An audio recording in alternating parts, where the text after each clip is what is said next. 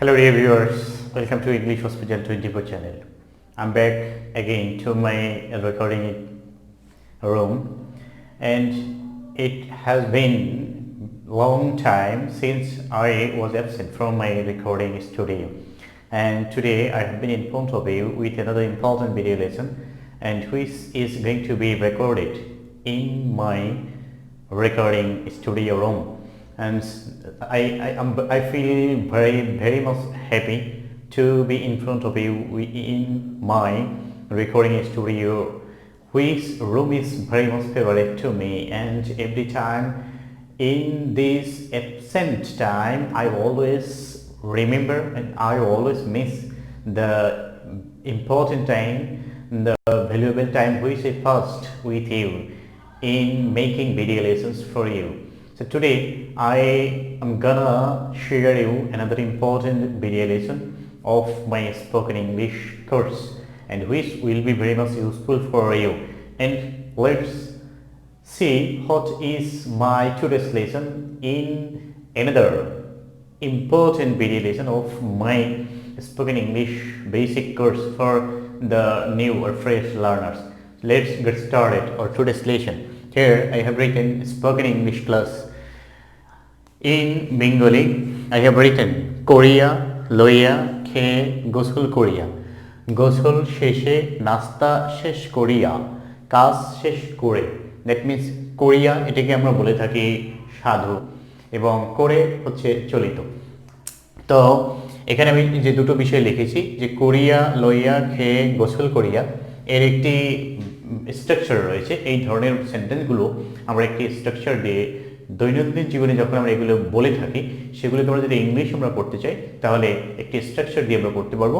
তাছাড়া খেলা শেষে নাস্তা শেষ করিয়া, কাজ শেষ করে যে শেষ করে বা করিয়া, এই ধরনের সেন্টেন্সগুলো আমরা একটি স্ট্রাকচার দিয়ে করতে পারবো। আবার শুধু করে, করিয়া, লইয়া, নিয়ে, এই ধরনের সেন্টেন্সগুলো আমরা আরেকটি স্ট্রাকচার দিয়ে করতে পারবো। এই দুটো স্ট্রাকচার নিয়ে আজকে আমি আলোচনা করবো যে এই ধরনের সেন্টেন্সগুলো কীভাবে আমরা বাংলা থেকে ইংরেজি করে আমাদের দৈনন্দিন জীবনের ইংলিশ যে কথাগুলো বলা প্রয়োজন সেগুলো আমরা বলতে পারি। সো ইংলিশ শিখতেই হবে এবং সেক্ষেত্রে কত সহজ হতে পারে সেই বিষয়টি আজকে আমি ক্লিয়ার করে দেবো একদম। তো এখানে প্রথম যে আমি কথাগুলো লিখেছি সেটির জন্য যদি আমরা একটি স্ট্রাকচার দেখি, সেটি হচ্ছে এই ধরনের একটি স্ট্রাকচার হতে পারে। সেটি হচ্ছে যে কোরিয়া লইয়া, এই ক্ষেত্রে প্রথমে হচ্ছে V one plus ing extension, then subject verb, and then extension. So this is the first structure for our today's lesson. Then second structure is being or having, then third form of main verb, having third form of main verb, then extension if we need anything to say or anything to add to our speech, to our sentence. Then we will have to use subject, verb, and extension or any additional speech or any additional words. So these are the two structures which will be applied in our today's lesson. So first example is here, কঠোর পরিশ্রম করিয়া বা কঠোর পরিশ্রম করে, করিয়া করে দুটো একই কথা। কঠোর পরিশ্রম করিয়া তুমি সফল হতে পারবে। যদি তুমি কঠোর পরিশ্রম করো তাহলে তুমি সফল হতে পারবে। এই যে আমরা কথাগুলো বলে থাকি, যদি তবে এই ধরনের যদি না বলে আমি শুধু বলতে চাই যে কঠোর পরিশ্রম করে বা করিয়া তুমি সফল হতে পারবে, তাহলে আমাদের ফার্স্ট এক্সারসাইজটা আসবে। যখনই আমরা করিয়া করে বলবো সেক্ষেত্রে আমাদের এই যে স্ট্রাকচারটি রয়েছে, that means V one plus ING, এটি ইউজ করে আমরা সেন্টেন্স তৈরি করবো। তো কঠোর পরিশ্রম করিয়া, সেক্ষেত্রে আমরা কী বলবো? ডুইং, করার ইংলিশ হচ্ছে do, doing hard work, doing hard work, কঠোর পরিশ্রম করে বা করিয়া তুমি সফল হতে পারবে। So subject here is you, you can হতে পারবে, হওয়ার ইংলিশ হচ্ছে বি অথবা বিকাম। ইউ ক্যান বি, সফল হওয়ার English successful, you can be successful by, এখানে ডুইং হার্ড ওয়ার্ক, কঠোর পরিশ্রম করিয়া ইউ ক্যান বি সাকসেসফুল। আবার যদি আমরা এরকম বলি কঠোর পরিশ্রমের মাধ্যমে, কঠোর পরিশ্রমের দ্বারা তুমি সফল হতে পারবে, সেক্ষেত্রে আমরা বলবো by doing hard work, by doing hard work. যখন দ্বারা বা মাধ্যমে বলবো সেক্ষেত্রে আমরা বাই যুক্ত করে দেবো। আর যদি আমরা দ্বারা বা মাধ্যমে না বলি সেক্ষেত্রে শুধু ভার্বের সাথে আইএনজি যুক্ত করে সেন্টেন্সগুলো আমরা তৈরি করতে পারবো। তা doing hard work you can be successful, কঠোর পরিশ্রমের মাধ্যমে আমরা সফল হতে পারি। Doing hard work we can be successful, কঠোর পরিশ্রমের মাধ্যমে তোমরা সফল হতে পারবে। By doing hard work you can be successful, you দ্বারা তুমি এবং তোমরা উভয়কে নির্দেশ করে। তারপরে যদি আমরা এরকম বলি যে কঠোর পরিশ্রমের দ্বারা সে সফল হতে পারবে, তাহলে doing hard work he can be successful, কঠোর পরিশ্রমের মাধ্যমে সে সফল হতে পারবে। সো এই ধরনের যে সেন্টেন্সগুলো আমাদের ডেইলি কনভারসেশনে প্রয়োজন হয় সেগুলো আমরা এই স্ট্রাকচারটি ইউজ করে সেন্টেন্স তৈরি করতে পারবো এবং সেভাবে সেন্টেন্সগুলো প্রেজেন্ট করতে পারবো। তারপরে এখন অনেকে এই ভিডিও লেসনগুলো দেখা যায় টেনে টেনে দেখতে থাকে, সেই টেনে টেনে দেখলে কিন্তু হবে না। ভিডিও লেসনগুলো প্রথম থেকে শুরু করে শেষ পর্যন্ত সম্পূর্ণ দেখতে হবে, কারণ হচ্ছে প্রত্যেকটি মোমেন্টে কিছু না কিছু ইম্পর্টেন্ট কথা যিনি ভিডিও লেসন তৈরি করেন, যিনি টিচার থাকেন, ইনস্ট্রাক্টর থাকেন, ট্রেনার থাকেন, তিনি কিন্তু বলবেন। আমি একটা জিনিস বিষয়ে খেয়াল করে দেখি, যখন আমি শ্রেণীকক্ষে লেকচার দিই স্টুডেন্টদের সামনে, সেক্ষেত্রে দেখা যায় অনেক বিষয় রয়েছে যেগুলো আমি হয়তো প্রিপারেশন নিয়ে যাইনি, কিন্তু আমার ভিতর থেকে বেরিয়ে আসছে। সেক্ষেত্রে পড়ানোর সময় দেখা যায় কথা প্রসঙ্গে অনেক সময় ইম্পর্টেন্ট কোনো কথা এসে যায়, এক্সাম্পল দিতে গিয়ে ভেরি ইম্পর্টেন্ট কোনো রেফারেন্স এসে যায়। সেজন্য প্রত্যেকটি ভিডিও লেসন শুরু থেকে শেষ পর্যন্ত সম্পূর্ণ দেখতে হবে, কারণ হচ্ছে কোন জায়গায় আমি কোন রেফারেন্স দিচ্ছি, কোন ইম্পর্টেন্ট কথাগুলো বলছি, সেগুলো যদি টেনে টেনে দেখলে কিন্তু মিস হয়ে যাবে।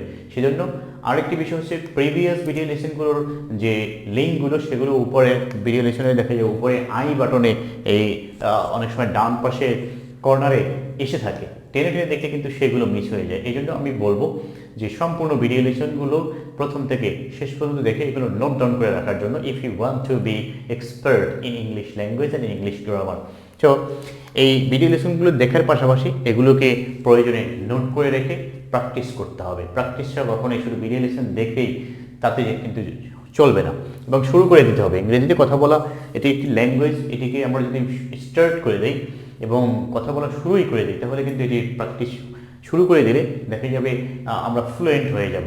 আর যদি সেটাই চেষ্টা করি, আমি নিজের থেকে উদ্যোগ না নিই যে আমি এটি বলবো না, আমি যদি নিজের মধ্যে জড়তাগুলো, লজ্জাগুলো ঢেকে রাখি, তাহলে কিন্তু এটি কখনোই সফল হতে পারবো না আমরা এই ভাষাতে নিয়ে। দেন নাম্বার 2 হচ্ছে বই নিয়ে তারা স্কুলে যায় অথবা যাচ্ছে। বই নিয়ে, তাহলে এই যে নিয়ে যাচ্ছে, নিয়ে, সেক্ষেত্রে কী হবে? Taking, taking books, taking books, বই নিয়ে তারা স্কুলে যাচ্ছে। They go to school, go to school, তারা স্কুলে যায়। তাহলে যখন আমরা বলবো যায়, দ্যাট মিনস স্বাভাবিকভাবে যদি কোনো কথা বলি, তাহলে সেই কথাগুলো আমরা ইনডেফিনিট টেন্স বা সিম্পল প্রেজেন্ট টেন্সের স্ট্রাকচারে নিয়ে বলবো। আর যদি আমরা বলি কন্টিনিউয়াস টেন্সে, দ্যাট মিনস চলছে, চলিত কোনো কাজ যদি বোঝায়, তাহলে taking books, taking books, they are going to school, taking books, they are going to school, বই নিয়ে তারা স্কুলে যাচ্ছে। তারপর যদি আমরা এরকম বলি যে রশি নিয়ে তারা মাঠে যাচ্ছে, taking rope, they are going to the field. তারপরে যদি এরকম আমরা বলি যে টুপি নিয়ে তারা মসজিদে যাচ্ছে, taking hat or taking cap, they are going to the mosque, তারা মসজিদে যাচ্ছে। তারপরে যদি আমরা এরকম বলি যে কাপড় নিয়ে সে নদীতে যাচ্ছে, তাহলে taking clothes, taking clothes, he is going to the river, he is going to the pond, যে সে কাপড় নিয়ে পুকুরে যাচ্ছে, কাপড় নিয়ে সে নদীতে যাচ্ছে। তাহলে এই যে নিয়ে বা লয়ে, খেয়ে, করিয়া, যাইয়া, এই ধরনের সেন্টেন্সগুলো আমরা এই স্ট্রাকচার দিয়ে সবসময় মেক করতে পারবো এবং তৈরি করে আমরা খুব ফ্লুয়েন্টলি ইংলিশে কথা বলতে পারবো। দেন নাম্বার 3 হচ্ছে ব্যাগ নিয়ে তুমি বাজারে যাও, ব্যাগ নিয়ে তুমি বাজারে যাও। তাহলে ব্যাগ নিয়ে, কি নিয়ে? ব্যাগ নিয়ে, টেকিং, টেকিং ব্যাগ, ব্যাগ নিয়ে তুমি বাজারে যাও। You go to market, taking bag, you go to market, bag নিয়ে তুমি বাজারে যাও। Taking bag, you go to market, taking bag, you go to market, যে ব্যাগ নিয়ে তুমি বাজারে যাও। ব্যাগ নিয়ে সে বাজারে যায়, taking bag, he goes to market. তারপরে ব্যাগ নিয়ে তারা বাজারে যাচ্ছে, taking bag they are going to market. যাচ্ছে চলমান কোনো কাজ যদি বলি, in any continuous tense or in any continuous work we'll use present continuous tense. দেন এখানে সেটি বিষয়টি এখানে ক্লিয়ার হয়ে যাচ্ছে যে কখন আমরা স্বাভাবিক দ্যাট মিনস সাধারণ সময়ের কাজ বলছি সেক্ষেত্রে আমরা সিম্পল প্রেজেন্ট টেন্সই বলবো, আর যদি আমরা দেখা যাচ্ছে যে চলমান কোনো কাজ প্রকাশ করছি সেক্ষেত্রে আমরা কন্টিনিউয়াস টেন্সে বলবো।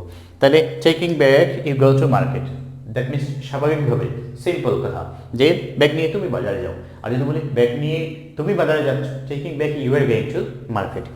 তারপরে এরকম যদি বলা হয় যে কাপড় নিয়ে অথবা মোবাইল ফোন নিয়ে সে খেলতে যাচ্ছে, the taking mobile phone he is going to the field. তারপরে যদি আমরা এরকম বলি মোবাইল ফোন নিয়ে সে স্কুলে যাচ্ছে, the taking mobile phone he is going to the school. তারপরে এরকম যদি বলা হয় যে কলম নিয়ে সে স্কুলে যাচ্ছে, taking pen he is going to school. এরকম করে আমরা কিন্তু সেন্টেন্স তৈরি করি। আমরা এই সেন্টেন্সগুলো আমাদের কিন্তু ডেইলি কনভারসেশনে অলওয়েজ আমরা ব্যবহার করে থাকি। সেক্ষেত্রে এই সেন্টেন্সের স্ট্রাকচারগুলো জানা থাকলে অবশ্যই আমরা সেন্টেন্স তৈরি করে ইংলিশে কথা বলতে পারবো। নাম্বার 4, গোসল করে খাবার খাবো। গোসল করে খাবার খাবো। তাহলে আমরা এখানে কি বলবো, করে যেহেতু এখানে বলা হয়েছে তাহলে taking bath, taking bath I will, খাবো যেহেতু বলা হয়েছে I will take or eat rice, I will eat rice. Taking bath, গোসল করে I will take or I will eat rice. খেলা শেষ করে, যখন আমরা শেষ করে বলবো সেক্ষেত্রে আমরা এই সেকেন্ড স্ট্রাকচারটি ব্যবহার করবো। একটি কাজ শেষ করে যখন আরেকটি কাজ হবে সেটি বুঝাতে আমরা সেকেন্ড স্ট্রাকচারটি ব্যবহার করবো। হ্যাভিং, তারপরে third form of main verb, after having and third form when we will refer any sentence before, we will refer any sentence after having done or after getting done another work, we will refer another work, then we will use this structure that having, then third form of main verbs, then another clause. যখন আমরা একটি সেন্টেন্সের কোনো উল্লেখ করব কিন্তু সেই সেন্টেন্সটি উল্লেখ করার ক্ষেত্রে বা একটি কথা বলার ক্ষেত্রে আরেকটি আমি কোনো কাজের সমাপ্তি বুঝিয়ে থাকবো, সেই ক্ষেত্রে আমরা এই স্ট্রাকচারটি ব্যবহার করবো। যদি আমরা এরকম বলি যে আমি খাবার শেষ করে তোমার সাথে দেখা করতে যাব, তাহলে আমরা বুঝাচ্ছি খাবার শেষ করা হবে একটি কাজ, তারপরে আমি আরেকটি কাজের দিকে যাচ্ছি, সেক্ষেত্রে আমরা এই স্ট্রাকচারটি ব্যবহার করব যে আমি খাবার শেষ করে স্কুলে যাব, তাহলে আমি এই যে শেষ করে, কিন্তু শুধু করিয়া বললে কিন্তু আমরা উপরেরটা উল্লেখ করবো, কিন্তু শেষ করে যদি বলি তাহলে আমরা এই সেকেন্ড স্ট্রাকচারটি ব্যবহার করে থাকবো। তাহলে এখানে কি বলা হয়েছে, খেলা শেষ করে বাড়িতে যাব, তাহলে আমরা এখানে এরকম বলতে পারি হ্যাভিং, শেষ করা ইংলিশ হচ্ছে ফিনিশড, হ্যাভিং ফিনিশড প্লেইং, খেলা বা প্লে, হ্যাভিং ফিনিশড প্লেইং বাড়িতে যাব, কে যাব, তাহলে আমি যাব অথবা আমরা যাব, I will go home, I will go home, আমরা যাব we will go home. Having finished playing, খেলা শেষ করে, I will go home, we will go home, আমরা বাড়িতে যাব। তারপরে খেলা শেষ করে সে বাড়িতে যাবে, having finished playing he will go home, সে বাড়িতে যাবে। নাস্তা শেষ করে আমার বাবা অফিসে যাবে, তাহলে শেষ করে সেক্ষেত্রে আমরা বলবো having, having having finished, having finished breakfast, having finished breakfast আমার বাবা, here subject is my father, my father যাবে, দ্যাট মিনস ইন ফিউচার, যাবে বে বে Ben future, my father will go, my father will go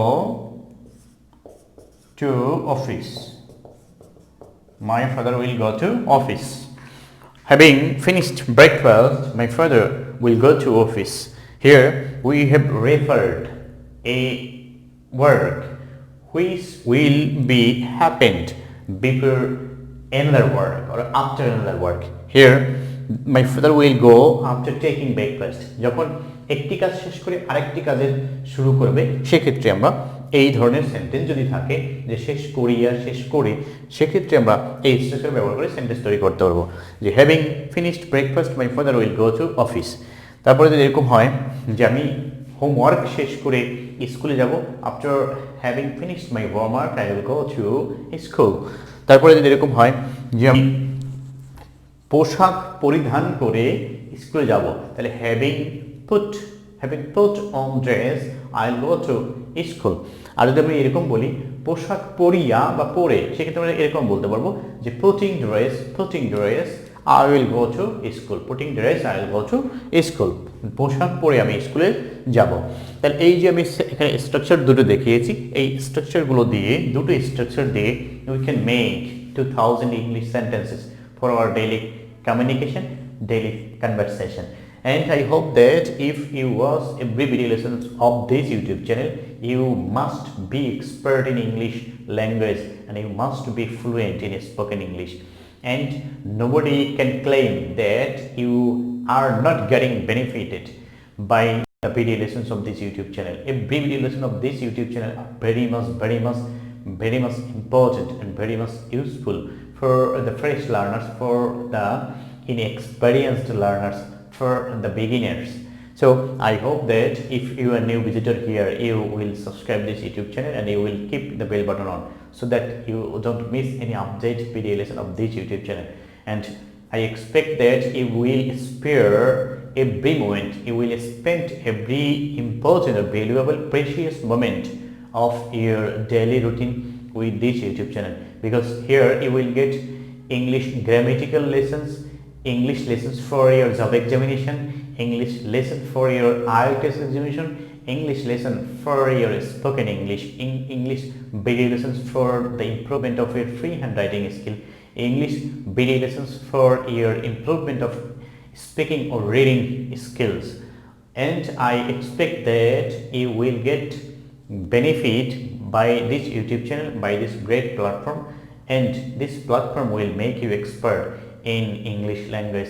And today I don't like to take any more time, and I hope that you will find this video lesson very much useful and very much precious for your improvement. And if you think that this video lesson is important, I would like to request you to share the video links in your Facebook timeline, and you can share the video links in another or in different Facebook groups where your friends can also learn by this YouTube channel. Thanks for watching. Thanks to all.